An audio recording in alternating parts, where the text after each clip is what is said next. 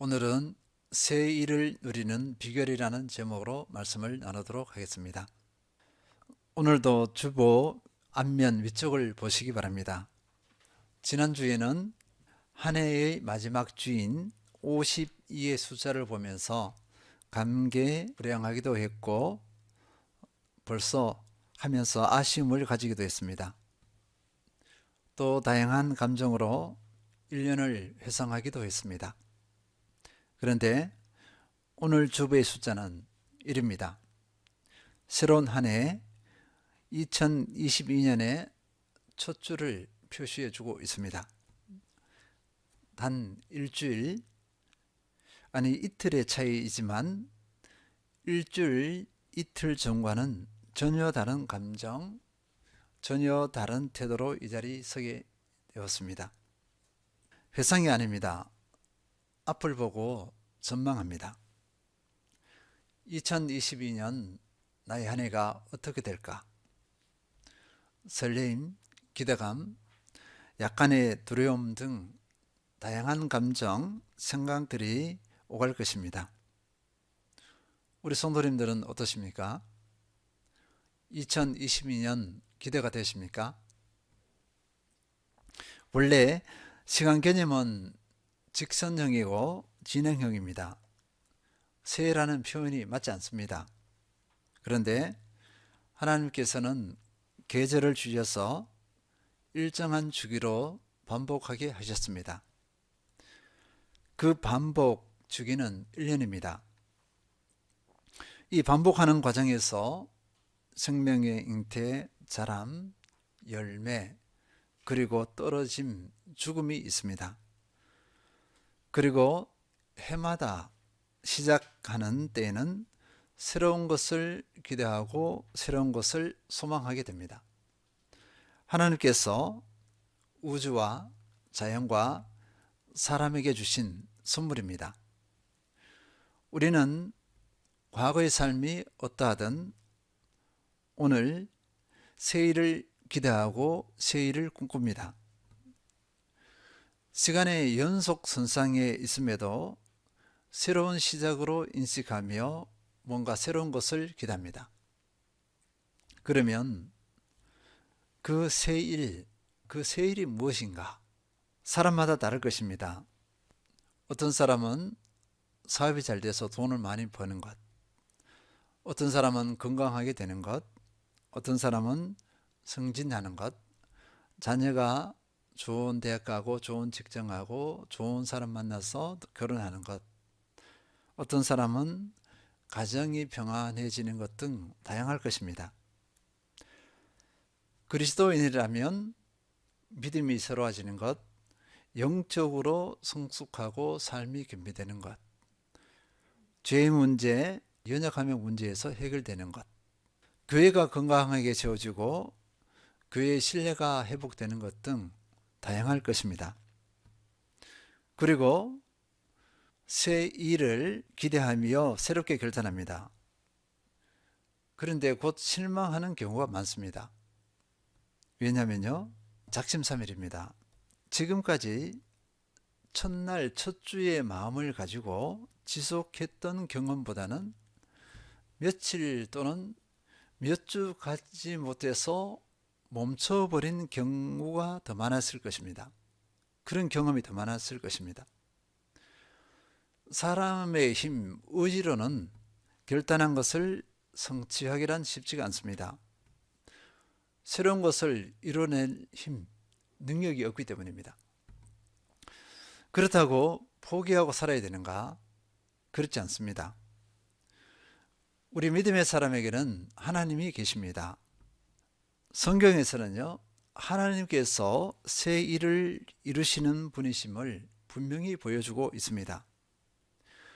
새 일이 어떻게 가능하고 어떻게 성취되는지 성경에서 분명히 보여주고 있습니다.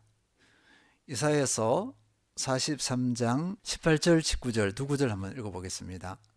너희는 이전 일을 기억하지 말며 옛날 일을 생각하지 말라. 보라, 내가 새 일을 행하리니 이제 나타낼 것이라. 너희가 그것을 알지 못하겠느냐? 반드시 내가 광야의 길을 사막의 강을 내리니. 배경은 이렇습니다. 이스라엘이 망하고 이스라엘 백성들이 포로로 끌려갑니다. 이스라엘을 망하게 한 나라는 바벨론입니다. 이스라엘 백성들이 바벨론으로 끌려갈 때 곧 돌아오리라고 생각했을 거예요. 얼마 있지 않아 우리가 고국으로 돌아갈 거야.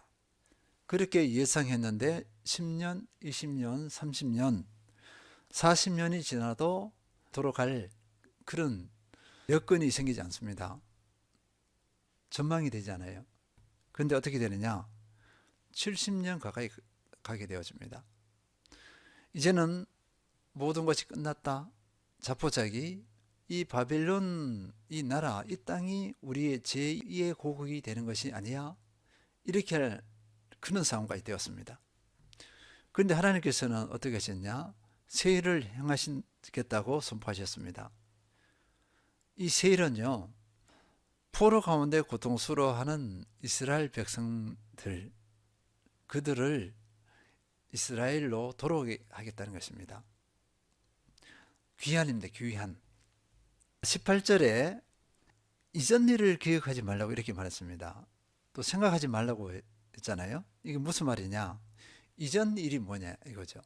옛날 일이 무엇이냐? 하나님께서 이스라엘 백성들을 이집트에서 탈출시키셨죠. 10가지 재앙으로 바로가 이스라엘 백성들을 보내게 하고, 그리고 이스라엘 백성들 200만의 백성들이 어디에 다다랐냐면요, 홍해 바다에 다다랐습니다. 그런데 애굽 이집트 병사들이 이스라엘 백성들을 죽이겠다고 바로 턱밑까지 쫓아왔어요. 그럴 때 하나님께서 어떻게 했느냐? 모세로 하여금 손을 지팡이를 앞으로 뻗게 해서 홍해 바다를 갈랐습니다. 바다가 갈라졌어요. 마른 땅같이 되었습니다. 이스라엘 백성들은 그 홍해 바다를 어떻게 했죠? 마른 땅같이 걸어서 한 사람도 상하지 않고 무사히 다 그 바다를 건너갔습니다. 그러나 뒤쫓아오던 이집트 군사들은 어떻게 됐습니까? 갈라졌던 물이 다시 모아지면서 모든 군사들이 그 바다에 수장되었습니다. 이 사건, 이 하나님의 놀란 일들, 이것을 기억하지 말라 이렇게 말씀하셨어요. 왜냐하면 지금 하나님께서 하실 일은 그보다 더 큰 것이다. 그러니까 그것은 잊어도 돼. 내가 너희들에게 이거보다 더 큰 일을 하겠다. 더 큰 새 일을 하겠다. 이렇게 선포하신 거예요. 이것이 방금 읽은 이 말씀의 배경입니다. 그리고 이사야 43장 20절 읽겠습니다. 장차 들짐승 곧 승냥이와 타조도 나를 존경할 것은 내가 광야의 물을 사막의 강들을 내어 내 백성 내가 마시게 할 것임이라. 이 말씀은요, 무슨 말씀이냐면 선포가 아니라, 선포에 그치는 것이 아니라 반드시 이루겠다는 거예요. 어떻게 이 백성들을 이끌 것인가를 말씀해 주시는 겁니다. 다른 말로 말해서 광야의 물, 사막의 강들 낸다. 그 지나기가 만만하지 않습니다. 수만 명이 돌아올 거잖아요. 어떻게 돌아와요? 광야를. 그렇게 할 때 하나님께서 물도 내고 먹을 것도 다 내고 해서 이 백성들이 안전하게 하나님의 절대 보호 가운데 다시 돌아올 것이다. 이 말씀입니다. 근데 역사적으로 어떻게 했을까요? 정말 그렇게 했습니다. 그리고 타조 같은 사람, 승냥이 같은 사람, 이 사람들 어떻게 해요? 하나님을 인정하고 따릅니다. 하나님을 찬양하고 높여요. 이 모든 일이 그대로 일어났습니다. 그래서 하나님께서는 새 일을 행하신 분이시다. 이것을 분명히 보여주셨어요. 자, 주체는 누구요? 하나님이십니다. 우리가 아니에요. 내 인생의 변화, 내 인생의 새로움을 맛보는 거 내가 하는 것이 아니라 하나님께서 하신다. 그 주체는 하나님이시다. 아멘으로 응답하시기 바랍니다. 그러면요, 왜 하나님께서 우리에게 그렇게 하실까? 21절 읽겠습니다. 이 백성은 내가 나를 위하여 지었나니 나를 찬송하게 하려 함이니라. 이스라엘 백성은요, 하나님의 백성이기 때문입니다. 다른 게 아니에요. 하나님의 백성이기 때문에 그렇게 하십니다. 다른 말만 해서 내가 하나님의 백성, 하나님의 자녀이면 하나님께서는 나에게 어떤 일을 하신다고요? 새 일을 행하세요. 내가 상상하지도 못할 그런 일들을 행하십니다. 나는 그 은혜를 누릴 수 있어요. 그러면서 하나님께서는 그렇게 하는 이유를 또 보여주시는데, 백성이 하나님의 자녀인 내가 어떻게 하기를 원하시느냐? 하나님께서 새 일 행하신 그거를 인정하기를 원하세요. 인정하고 하나님을 높여드리기를 원하십니다. 인정하고 높여드린다, 그것을 가지고 하나님께 영광을 올려드린다, 이거예요. 하나님께서는 하나님의 백성, 자녀인 우리가 하나님을 인정하고 높여드리는 것, 영광을 올려드리는 것을 원하세요. 그것을 기뻐하시고 그것을 기뻐 받으십니다. 하나님은 단지 그것을 위한 거예요. 그러니까 우리는 이 모든 상황 가운데 인정하고 높여드리면 됩니다. 그러면 하나님의 새 일 행하시면 은혜를 누릴 수 있습니다. 근데 알아야 될 것은요, 이 하나님을 인정하고 높여드린다, 모두의 것이 아닌 것 같아요. 모두가 그렇게 하지는 못하더라고요. 그래서 우리가 하나님을 인정하고 하나님을 높여드려요. 그것은 그 사람의 특권입니다. 아무나 그것이 아니에요. 하나님의 은혜가 아니면 그렇게 못해요. 그래서 하나님을 찬양하는 것 특권입니다. 이 은혜 준공이 되시길 바랍니다. 그러면요, 우리가 가만히 있는데 하나님께서 우리에게 새 일을 향하시느냐? 절대로 그러지 않습니다. 많은 분들이 착각하고 있어요. 내가 넉넉고 가만히 있어요. 가만히 있으면 하나님께서 찾아오셔서 막 새롭게 일하고, 내가 막 절로 영적으로 성숙해지고 그리스도를 닮아가고 세상의 빛과 소금이 되어지고 선한 영향력을 바라고, 그러하지 않습니다. 그래서 성경은요, 하나님의 이 새 일을 누리기 위해서는 우리가 감당해야 될 부분이 있어. 하나님께서는 새 일을 행하시는데 그건 하나님의 영역이죠. 내 영역이 아닙니다. 내가 해야 할 부분을 말씀하고 있습니다. 그런데 내가 해야 할 부분, 이거 성경 전체의 그 내용이 거의 다라고 볼 수 있어요. 오늘 본문을 가지고 잠깐 나누도록 하겠습니다. 오늘 본문 마태복음 6장 31절에서 32절 다 함께 읽겠습니다. 그러므로 염려하여 이르기를 무엇을 먹을까, 무엇을 마실까, 무엇을 입을까 하지 말라. 이는 다 이방인들이 구하는 것이라. 너희 하늘 아버지께서 이 모든 것이 너희에게 있어야 할 줄을 아시느니라. 사람들의 일반적인 관심은 무엇을 먹느냐, 입느냐, 또는 주거지입니다. 그러니까 이 땅에서 잘 사는 것이죠. 2022년도 작년보다 더 잘 먹고 더 잘 사는 것, 그죠? 편한 안락을 누리는 것, 이것에 관심이 많을 것입니다. 그런데 마태복음 6장 33절에서는요, 함께 읽겠습니다. 그런즉 너희는 먼저 그의 나라와 그의 의를 구하라. 그리하면 이 모든 것을 너희에게 다하시리라. 너희는 먼저라고 했습니다. 근데 하나님께서는, 주님께서는 그게 아니라고 하죠. 하나님의 새 일 행하심의 은혜를 누리는 비결, 첫 번째는요, 삶의 목적이 분명하고 우선이 되어져야 한다. 이 삶의 목적이 우선되어져야 한다, 이것입니다. 그러니까 무엇을 먹고 사느냐가 아니라 어떻게 사느냐로 삶의 방향을 바꿔야 됩니다. 어떻게를 놓쳐버리면 무엇에 집중하게 되어 있어요. 무엇을 먹고 무엇을 소유하고 이런 삶으로 바뀌어버립니다. 그런데 어떻게로 바뀌면 그 방향이 틀어져요. 그 어떠한 삶을 살아야 될까에 집중하게 되고 그것을 추구합니다. 그리고 그 삶을 이뤄내요. 본문에서는요, 먼저 그의 나라와 그의 의를 구하라. 하나님의 통치입니다. 하나님의 통치가 어떻게 실현되냐면요, 불신자, 믿지 않는 사람에게는 하나님의 통치가 실현되지 않습니다. 거부해 버리잖아요. 예수 그리스도를 통한 복음을 통하여서 사람들이 믿음을 갖게 되어집니다. 그래서 하나님의 자녀가 되고 하나님의 백성이 되어지면, 하나님의 백성, 하나님의 자녀는 하나님의 통치권 안에 있어요. 예수님을 주인으로 삼으면서 하나님의 통치를 인정합니다.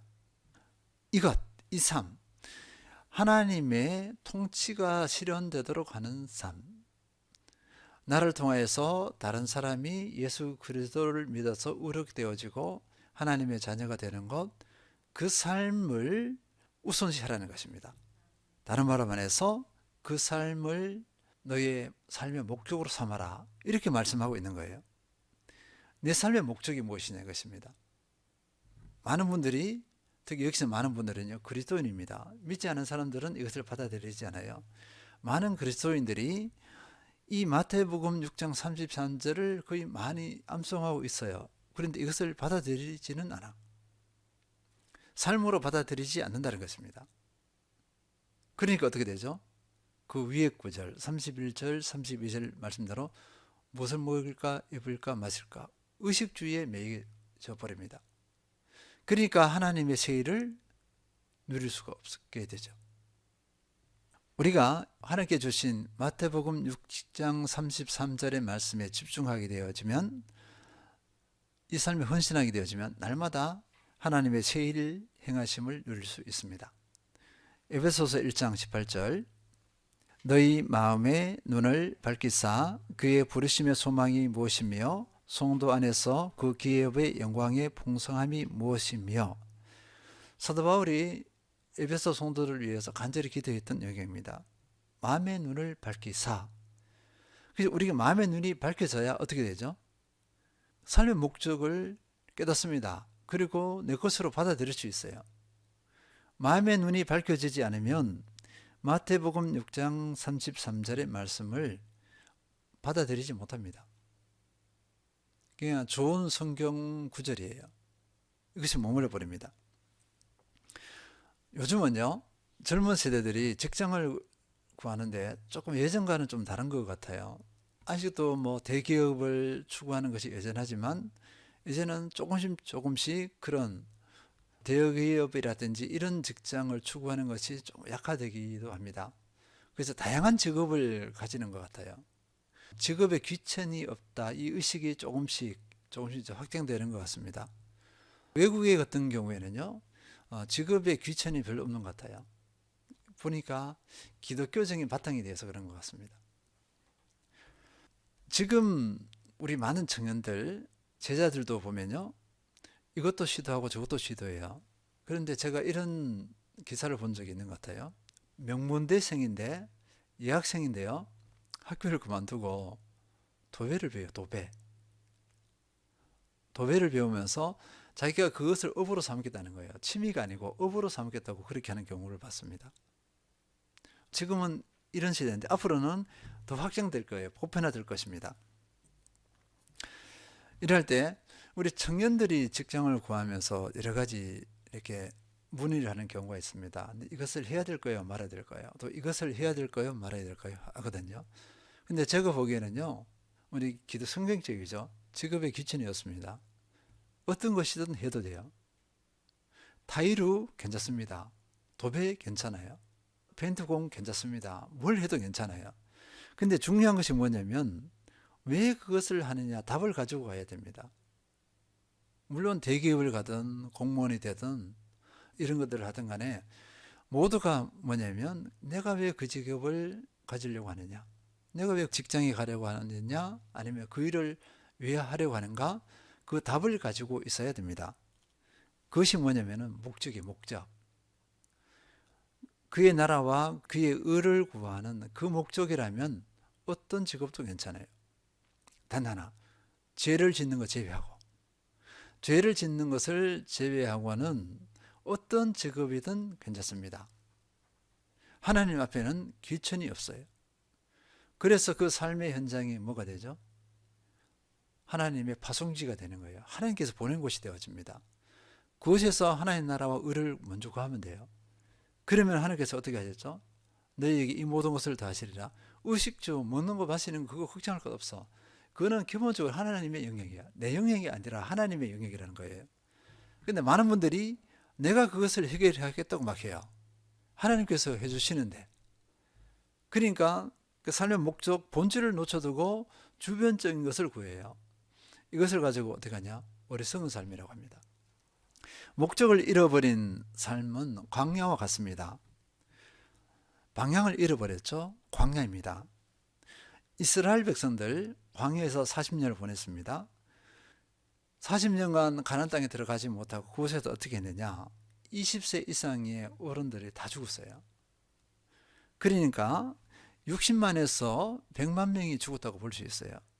그 날짜로 치면 14,600일이에요. 그럼 하루에 60명에서 70명이 죽어나갑니다. 사망해서 매일 장사가 있는 거예요. 장사를 치러야 돼요. 6, 70명. 모세가 쓴 시편 90편 있습니다. 이 시편 90편은 이 광야 생활에 대한 표현일 것입니다. 시편 90편 7절에서 10절 읽어보겠습니다. 우리는 주의 노에 주께서 우리의 죄악을 주의 앞에 놓으시며 우리의 은밀한 죄를 주의 얼굴빛 가운데 두셨사오니 우리의 모든 날이 주의 분내 중에 지나가며 우리의 평생이 순식간에 다하였나이다. 우리의 연수가 70이요 강건하면 80이라도 그 연수의 자랑은 수고와 슬픔뿐이요 신속히 가니 우리가 날아가나이다. 모세가 이스라엘 백성들과 함께하면서 체험한 것을 근거로 쓴 것 같습니다. 모세는 삶의 목적을 잃어버린 이스라엘 백성들을 이렇게 표현한 거예요. 그리고 하나님의 은혜를 구합니다. 시편 90편 11절에서 12절 누가 주의 노여움의 능력을 알며 누가 주의 진노의 두려움을 알리까 우리에게 우리날 계수함을 가르치사 지혜로운 마음을 얻게 하소서. 모세가 발견한 인생의 진리입니다. 우리에게도 동일합니다. 삶의 목적, 이 목적을 성취하지 못하고 다른 생활에 필요를 채웠어요. 그냥 잘 먹고 잘 살았습니다. 그러면 그 인생은 성공한 인생이 아니라 실패한 인생이라는 거예요. 하나님의 새 일은 우리의 삶의 목적을 발견하고 그 삶의 그 목적에 온전히 헌신할 때 누릴 수 있습니다. 내 삶을 통해서, 나의 삶이죠. 우리 삶을 통해서 분명히 나타날 것입니다. 소망과라는 은혜로운 찬양이 있어요. 이건희 씨가 작사 작곡한 것인데 한번 다 함께 읽어보겠습니다. 내 평생에 단 한 소망 주님 얼굴 보는 것 내 생이 끝날 때까지 주님 따르는 것 나 사나 죽으나 주 영광 비추기를 내 삶 모든 순 하늘에 닿기를 생명이 다하는 날 나 보기 원하네. 하늘 위 두 팔 벌린 주님 기쁨의 눈물을 할렐루야 할렐루야 할렐루야 할렐루 할렐루야. 이 땅에 사는 내 소망 하늘의 영광 오직 주님만 내 삶의 빛이시라. 아멘. 2022년 무엇을 소망하십니까? 하나님께서 우리에게 보여주시고 또 명령하신 삶의 목적에 초점을 맞추시길 기원합니다. 둘째, 현재 삶에 충실해야 합니다. 마태복음 6장 34절 읽겠습니다. 그러므로 내일 일을 위하여 염려하지 말라. 내일 일은 내일이 염려할 것이요 한날의 괴로움은 그날로 족하니라. 시간과 관련해서 사람들의 여러 유형이 있습니다. 과거와 대하는 사람이 있습니다. 흔히 과거에 집착하는 사람입니다. 과거의 영광에 매여 과거와 대화하고 오늘을 제대로 살지 못하는 유형입니다. 과거를 이야기하면서 과거의 영광, 그것을 자랑하죠. 근데 오늘은 못 살아가요. 또 반대로 과거의 연약함에 매여서 자신을 학대하고 현재를 부정합니다. 내가 무엇을 하겠느냐 이렇게 하는 거예요. 자신에게서 네가 무엇을 하겠니? 이렇게 합니다. 그래서 현재를 누리지 못합니다. 두 번째는요, 미래와 대화하는 사람입니다. 내일 일에 대한 염려로 오늘에 충실하지 못하는 사람들입니다. 늘 미래에 대한 걱정이 앞섭니다. 과도한 계획을 세우죠. 그러나 그 과도한 계획이 실천을 하지 못해요. 그런데 미래는 하나님의 영역입니다. 내 힘, 내 계획으로 미래를 열 수 없어요. 이런 분들은 날마다 염려, 걱정으로 오늘 놓치는 안타까운 유형입니다. 오늘 본문 말씀은 어떻죠? 미래에 대한 염려를 어떻게 해요? 하나님께 맡기라고 이렇게 말씀하고 있습니다. 오늘에 충실하라. 너무나 간단한 진리입니다. 그런데 우리가 알아야 될 것은요, 염려는 내 한 사람의 문제가 아니에요. 하나님과 관련된 문제입니다. 하나님과의 관계의 실패를 의미합니다. 하나님을 신뢰하지 못했다는 것이죠. 하나님의 절대 주권을 부정하는 것입니다. 믿지 못하는 것입니다. 엄밀히 말하면 이것은 죄입니다. 빌립보서 4장 6, 7절 아무것도 염려하지 말고 다만 모든 일에 기도와 간구로 너희 구할 것을 감사함으로 하나님께 아뢰라. 그리하면 모든 지각에 뛰어난 하나님의 평강이 그리스도 예수 안에서 너희 마음과 생각을 지키시리라. 하나님께서 하실 줄 믿으면요, 평강이 마음과 생각을 지킨다고 했습니다. 이 평강의 마음을 얻습니다. 그래서 현재에 충실할 수 있습니다. 승리하시길 바랍니다. 디모데후서 1장 7절 하나님이 우리에게 주신 것은 두려워하는 마음이 아니요 오직 능력과 사랑과 절제하는 마음이니. 하나님을 신뢰하고 믿음으로 응답한 결과는요, 두려움이 아닙니다. 능력과 사랑과 절제의 마음입니다. 이 은혜를 누리시길 바랍니다. 오늘에 충실하면 세월을 건지는 역사가 일어납니다. 내게 주신 삶의 목적에 또 오늘 충실하면 세월을 건집니다. 하나님의 세일 행하심을 누릴 수 있습니다. 다른 말로 카이로스 삶을 살 수 있습니다. 온전히 승리하는 모든 성도들 되시길 기원합니다. 셋째입니다. 믿음의 언어에 승리해야 합니다. 2022년 우리에게 놓여진 삶의 현실 호락호락하지 않습니다. 코로나가 계속 지속될 거예요. 우리 삶의 형편, 교회의 형편이 만만하지 않을 것입니다. 많은 도전을 받을 것입니다. 광야와 같은 상황이 될 것이에요. 이 광야와 같은 환경이 될 것입니다. 그런데 이 부정적인 상황과 환경에 매여버리면 우리는 어떻게 하죠? 우리 언어가 부정적인 말을 하기 쉽습니다. 그러나 하나님께서는요, 이 열악한 상황과 환경 가운데서 세일을 행하십니다. 그것을 하기를 원하세요. 그런데 내 생각을 개입해서 내가 부정적인 말을 한다? 이것보다 어리석음이 없습니다. 하나님의 세일을 못 누립니다. 그래서 부정적인 말, 부정적인 생각은 파괴적인 것입니다. 나를 회의적인 인물로 만들어버리죠. 근데요, 이 언어는 내가 말한 것이 나에게로 돌아옵니다. 나에게 돌아와서 나를 파괴할 뿐더러 내가 말한 것 부정적인 언어는 다른 사람도 파괴해요. 그래서 부정적인 언어는 독이 있는 것 같아요. 독배와 같습니다. 독을 마시는 잔과 같아요.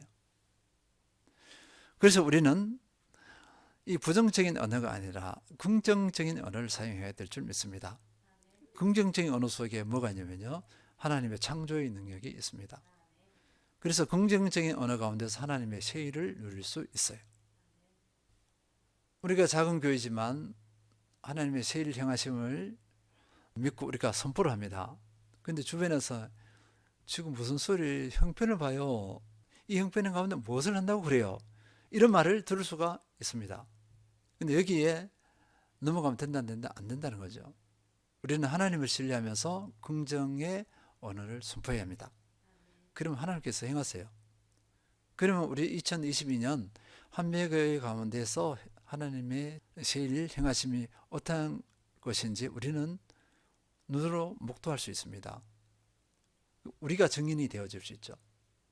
그래서 우리는 언어, 믿음의 언어, 긍정의 언어에 승리해야 될 줄 믿습니다. 하나님의 세일 행하심을 마음껏 누리시길 기원합니다. 정리하겠습니다. 2022년 초점입니다. 누구나 세일을 소망하고 기대할 것입니다. 그러나 그 세일이 무엇이든지 그것을 이루는 주체는 내가 아닙니다. 하나님이십니다. 나는 그럴 능력이 없습니다. 하나님께서는 그럴 능력이 있습니다. 하나님께서는요, 모든 것, 무엇이든지 할 수 있으시지만 내가 해야 할 일은 하게 하십니다. 그때 누리게 하십니다. 그 해야 할 일은요, 첫째, 삶의 목적을 알고 그 목적에 온전히 헌신하는 삶입니다. 둘째, 현재에 충실하는 것입니다. 셋째, 언어에 승리하는 것입니다. 2022년 이 모든 것에 승리하셔서 하나님의 세일을 맛보는 카이로스의 해, 인생 최고의 해가 되시길 축원드립니다.